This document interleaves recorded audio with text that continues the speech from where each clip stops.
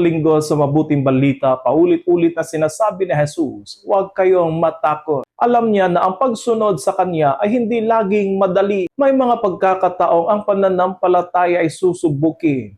May mga taong hindi makakaunawa. At may mga sitwasyong matatakot tayo magsalita at manindigan. Ngunit paalala ni Jesus na ang katotohanan ng Diyos ay hindi dapat itago. Maraming takot ang tao. Takot tayong husgahan. Takot tayong mapahiya. Takot tayong mawala ng kaibigan.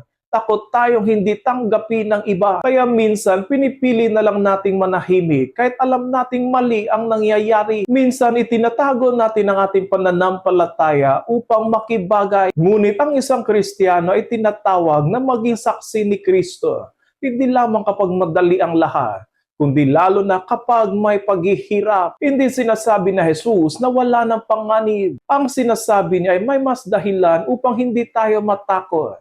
Kilala tayo ng Diyos at mahalaga tayo sa Kanya. Kung kahit ang mga maliliit na bagay ay hindi niya nakakalimutan, paano pa kaya tayo na Kanyang mga anak? Ang halaga natin ay hindi nakabatay sa opinyon ng tao, kundi sa pag-ibig ng Diyos. Kaya ang hamon sa atin ng Mabuting Balita ay magkaroon ng tapang na kilalanin si Kristo sa ating buhay. Hindi ito laging nangangahulugan ng magagarbong mga salita o mga magagarang gawa. Minsan ito ay nangangahulugan na manindigan sa tama, magsalita ng may katotohanan, umiwas sa kasalanan kahit ginagawa ng karamihan, at ipakita sa ating buhay na tayo ay kay Kristo. Mga kapatid, huwag tayong matakot. Maaaring ang mundo ay manghusga.